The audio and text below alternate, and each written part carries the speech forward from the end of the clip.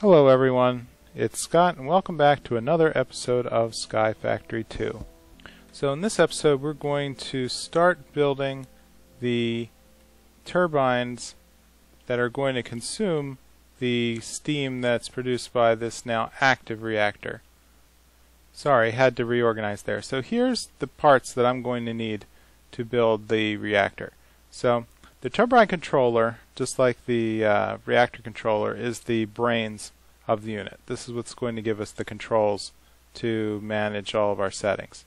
The PowerPoint port is where we're going to export the RF once the reactor is built. The rotor bearing is a special block that defines the center shaft of the unit.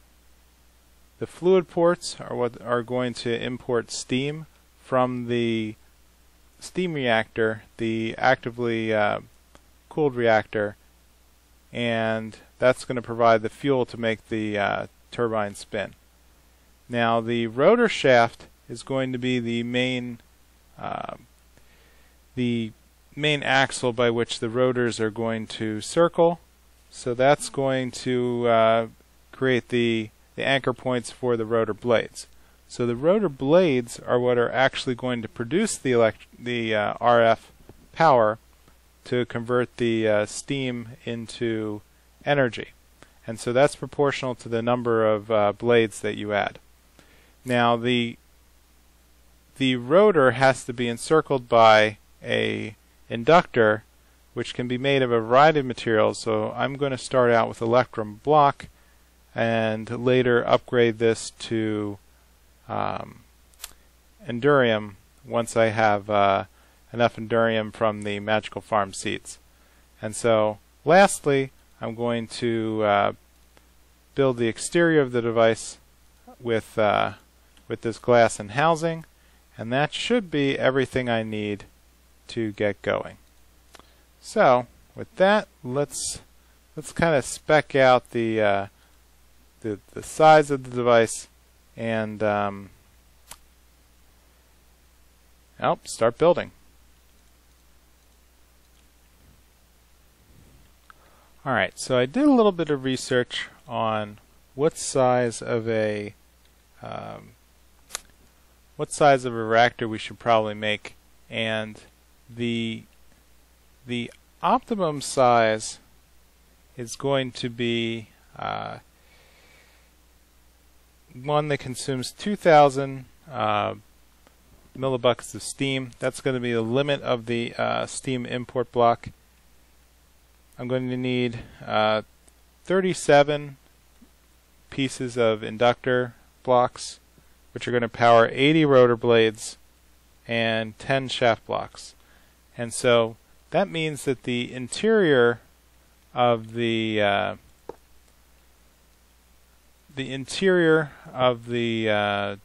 device needs to be 9 by 9. So I need to start out with an 11 by 11 square. 5, 6, 7, 8, 9, 10, 11. Of course, I put this in, left my chest right in the middle of my build. Oh well. 1, 2, 3, 4, 5. So I think one thing I could look into is the builder's wand. Would probably start to make this easier to build, especially when you have a lot of repeating blocks. Well, this is going to be a little tricky. Do I have? All right, I'm going to have to be a little fast with this. Let's place that there, move you, and pick you up again. Okay, great. So what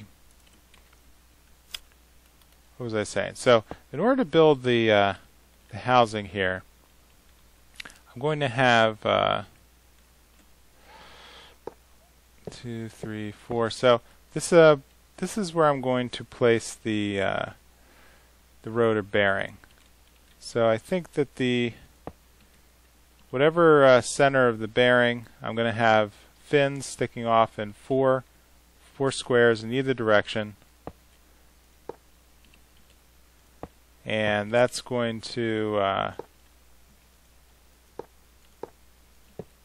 this is going to be the main size of the device. So optimally, I want to make this 46 squares tall. That's going to be a little tricky, and it's also going to be extremely expensive, but that is the best way to generate the most amount of power from these devices. Unfortunately, it's also going to be extremely expensive to do this, and I am not going to have enough blocks even to make it through the base. So I'm probably going to need to make a quick cut along the way here, just so I can gather up some more materials. In fact, I will be right back.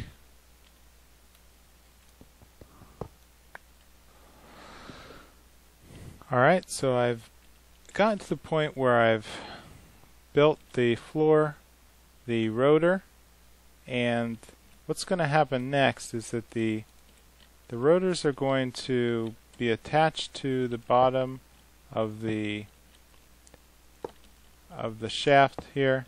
I'm going to build out in I can go out a distance of 4 from the shaft, and I'm going to need to go up 10 layers here to make the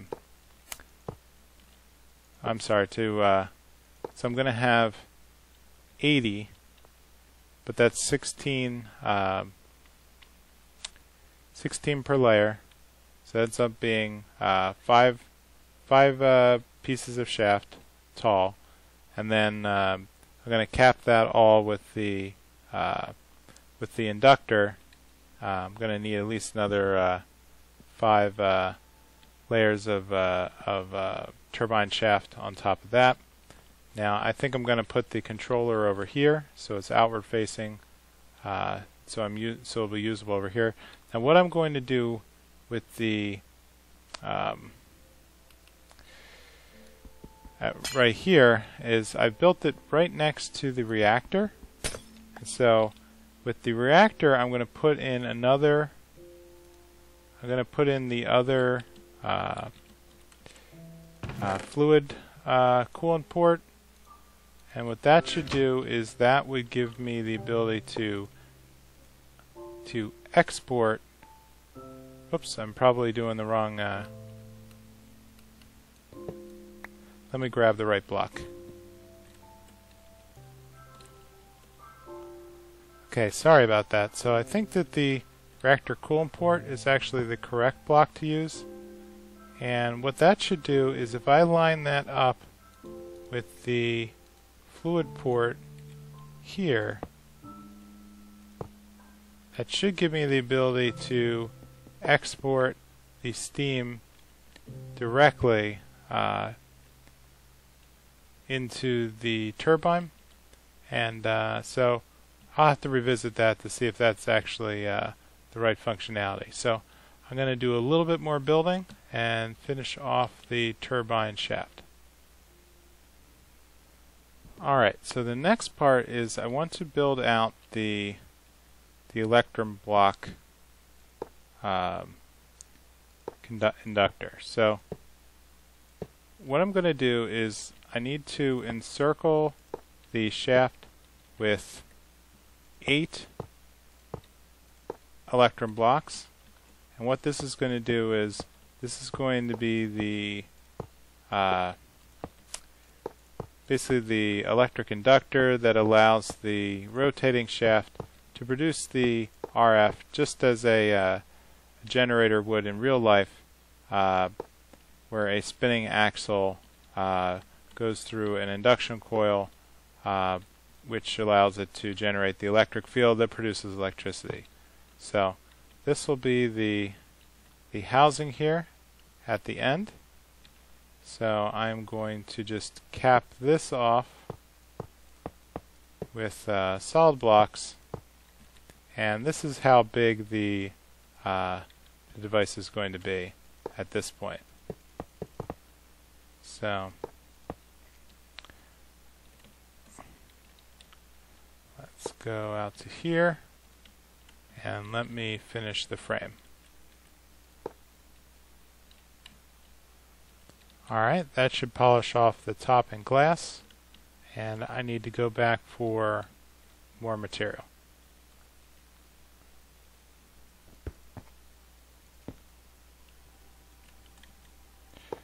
Alright, we're coming up on the end of the build, and I probably want to get out of the middle when I do the final pieces. So let's just open up a spot here at the top. So what I ended up doing is I figure everywhere where I have the housing, I'm just going to fill it in with solid blocks, and then work my way around with the glass, and that'll give us visibility of the actual turbine. And if I could actually place blocks straight, then I think I'm actually about done. So the turbine here looks good. The next piece, I want to make sure I put in the output port. So let's dump it right here in the corner.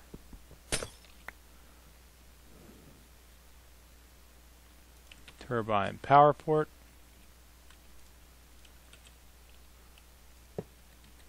And this is what we're going to hook up to the tesseract here. Though I probably should just create another tesseract, which will give me the ability to reroute the power. Let me grab some conduit here.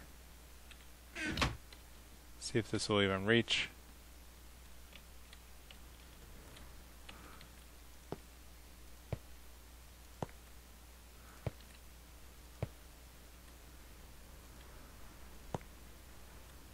Two, three, four, five, six, 7. Great. So that'll hook everything up here.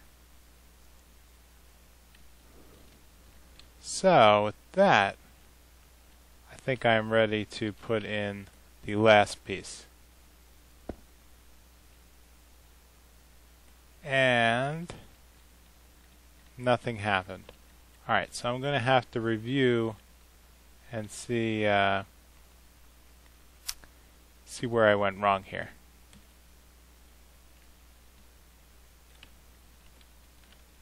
Oh, because it wasn't actually the last piece. That's probably why. Let's close this in. With that, it just converted into a giant multi-block. So, let's head down here to the controller.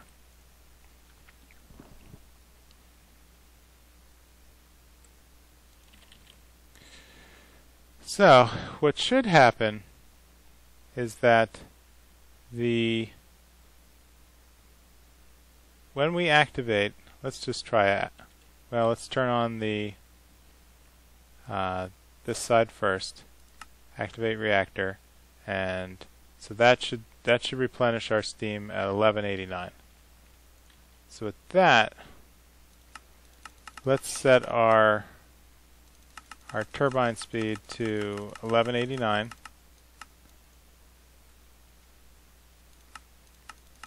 So that just means we're going to have to amp up the steam production, which I'll do a little bit more research and figure out what I need to do to get that up to 2,000 millibuckets. So let's turn this puppy on and go.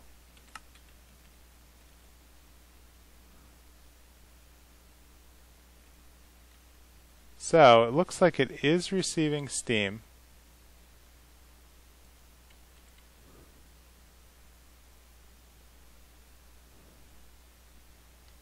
Or not. Okay, so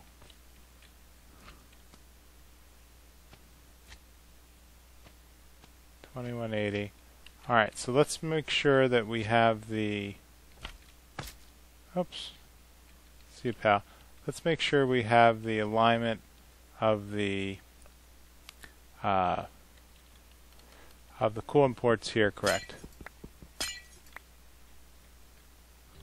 Alright, I found the problem. So what I needed to do was actually go in to the reactor side, and I needed to right click that export port, the steam export port, to move it from an import fluid to an export fluid, and then that lined up with the steam import. And what that now allows me to do is when I turn it on, I now get a spinning rotor. So the total amount of steam here is being consumed and transformed into rotational energy, right now producing 49 RF per tick. So I'm going to let this spin up for a bit. It's definitely not as efficient as it could be because of the lack of steam. So actually what I want to do is add an additional port right here. Turn that back on quick. Allow that to continue to spin up here. And this port is actually going to be my water export. And what I'd like to do is not absorb water anymore from the I'm not going to absorb it anymore from this water drum. Here, let's see, can I actually... Yes, I still have that reactor glass. Let's remove this guy, replace it with the reactor glass, then power you back up. Actually, before I do that, I'm going to actually move it over here and move that reactor coolant port right there. Power you back on. Now, because I broke it, I'm going to need to come up with a water source again. So let's take our water drum. We'll place it right here. Let's grab the servos and place that down. Oh, I need that fluid duct in the servo. So let's hook that up on. So then that should begin to fill the... I believe that should be set up, yep, to absorb water from the drum. And then what I want to do is hook this up to absorb. So now this should be ideally absorbing water from the reactor. Let's turn that on. Great. So I should now have a closed loop of water.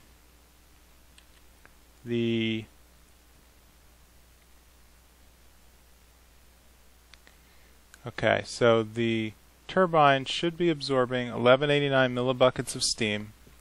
It should be producing water. The water is now being extracted in a closed loop back to the import bus in the reactor, which should then hopefully immediately... Well, you know what? I'm not actually producing steam. Let me throw another... Do I have one more? Great. Let's throw one more right back here. Maybe it needs more water. Right, so now we're producing steam again.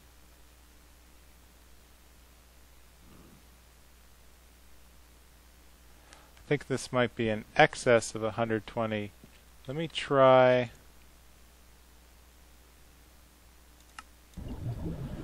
Alright, so I finally found out what was wrong with the system. So it turns out that the millibuckets per tick here only shows the amount of excess, and when I had the coolant port water return feeding back into the water input here, it was being limited by the temperate fluid duct flow limit of 120 millibuckets per tick.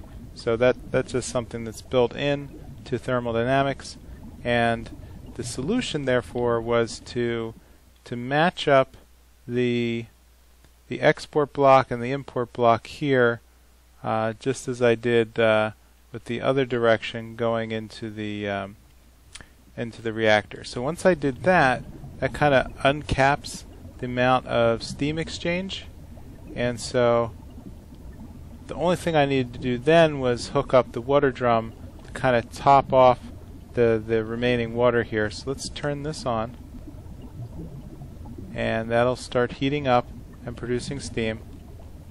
We'll come back over here and turn this on, and we'll see that the steam reactor is actually now stabilized at now I cannot increase this any more than 2,000, the max flow rate. I don't know why the gauge says 4,000. I'll have to look into that. But the as this begins to speed up, it should really begin to crank out some a good amount of power. So this is going to take a while to rev up, but it should cap out at the optimal roughly 1800 RPM. So on the flip side back here, I'm going to have to look into maybe rebalancing the amount of fuel burn here, but I think I can play with the with some of the looked like it was recommending dampening some of these fuel rods in order to reduce the millibuckets burned at the expense of raising the efficiency. So I'll have to look into that. I think there's a break point if you can keep the core temperature below 2,000 degrees. You get an efficiency boost also. So that's going to take some tuning. So here we have the rotors are still spinning up. So I'm going to check on that in a bit and look at the max output of once we hit steady state. Okay, so this seems to have settled down now. So what I ended up doing was I found that I can lower the control rods to about 50% on all 5 of the control rods. That ends up reducing the amount of fuel burn. So this is about half the fuel burn that's going on in the other reactor. I think I can even lower it even further. The core heat seems to stabilize somewhere around here. I extracted some of the water, the excess water. I didn't know if that was necessary or not, but just to make sure that all the tanks are empty and I only have steam in the reactor.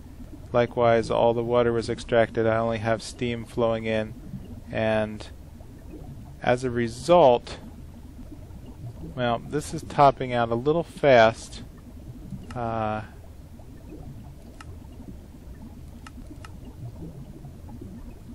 I can get this back down to 1800.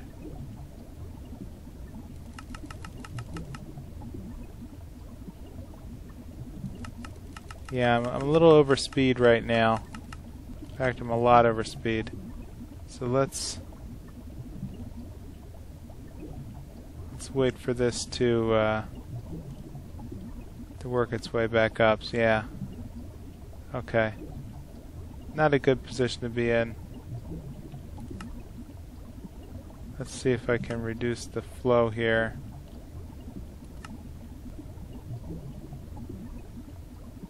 Here, let's shut it off. Let's see if I can get the flow back down.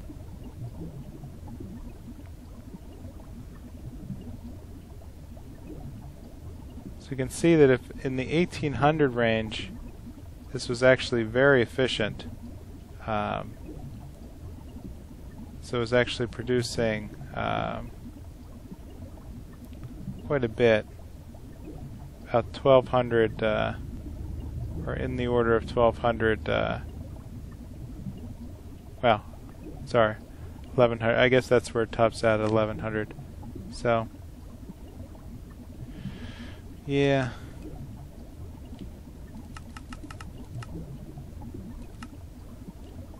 For some reason it just seems to... Oh, there we go. I've stabilized it here. So that'll get us back down in the perfect 1800 range. I don't know, I must have added one too many fins or something, but you know what, this is pretty good. See if I can get this perfectly to 1800, but the so that should pretty much finish off the turbine.